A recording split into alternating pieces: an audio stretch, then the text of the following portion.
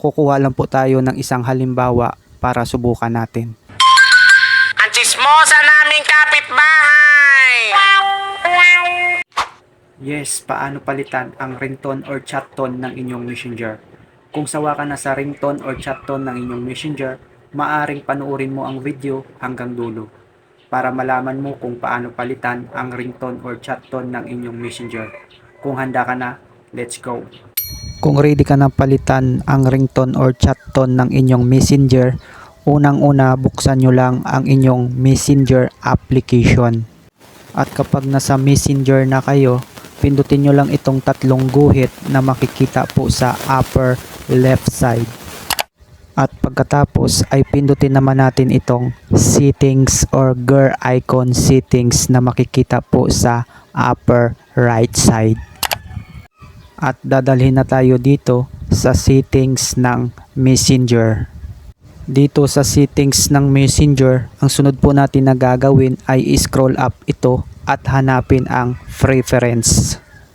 Kapag nakita nyo na po ang preference, sa pangalawa sa ibaba ng avatar, pindutin po natin ang notifications and sounds. At dadalhin niya po kayo sa notifications and sounds. Dito po sa notifications and sounds, hanapin nyo po sa ibaba ang notification preference. Sa ibaba po ng notification preference, may makikita po kayo dyan ringtone, customize notifications, vibrate on ring, notification previews. So ang kailangan lang po natin dyan ay ang dalawa na nasa itaas, ringtone, customize notifications. So ang una natin napapalitan ay ang ringtone. Pindutin natin ang ringtone. At dito makikita na po natin ang ringtone ng ating messenger. So tatandaan po natin kung saan po nakatutok ang kulay na yan, yan po ang standard ringtone ng ating messenger. Ngayon pwede na kayong mamili kung gusto nyong palitan ang ringtone ng inyong messenger. Scroll up nyo lang yan sa ibaba at marami pa kayong pagpipilian. Halimbawa ang isa na ito, pindutin natin. Ano? Salami? At ito pa yung isa. Madali nyo ito ilang. Ilan lang yan sa mga halimbawa na pwede nyong ipalit sa ringtone ng inyong messenger. So ang kadalasan ko talaga na ginagamit ay ang standard na ringtone. So kung okay na at nakapili na kayo, balik lang po tayo sa notifications preference at pindutin natin itong arrow na makikita sa upper left side.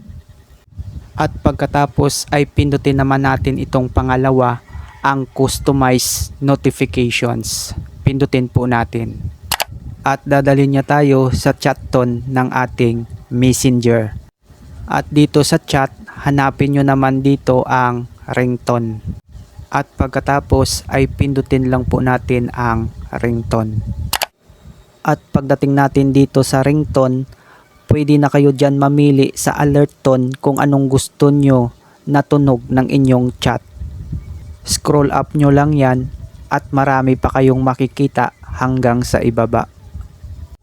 At mamili na lang tayo dito ng halimbawa para subukan natin.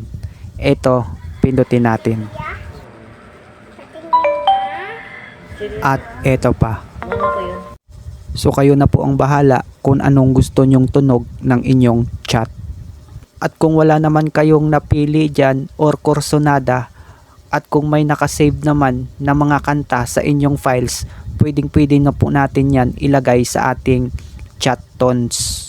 So pindutin natin itong nasa itaas ang select from files. So dito sa inyong files, kung may nakasave naman kayo na ringtone or kanta, pwede nyong ilagay yan sa chat tone ng inyong messenger para maiba naman ang tunog ng inyong chat.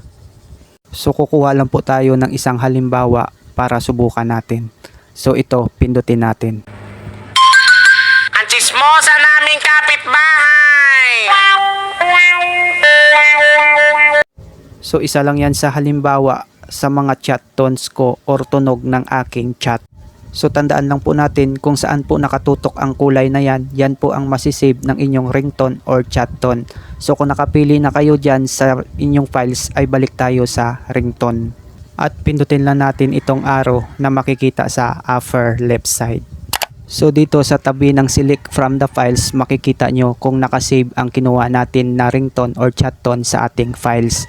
Kung mapapansin nyo ay nasave na ang kinuha kong ringtone or chat tone sa aking files. So yan po ang maririnig ko once na mayroong nag-chat sa akin sa Messenger. Next video po ay ituturo ko naman sa inyo kung paano palitan ang message tone or tunog ng inyong text message.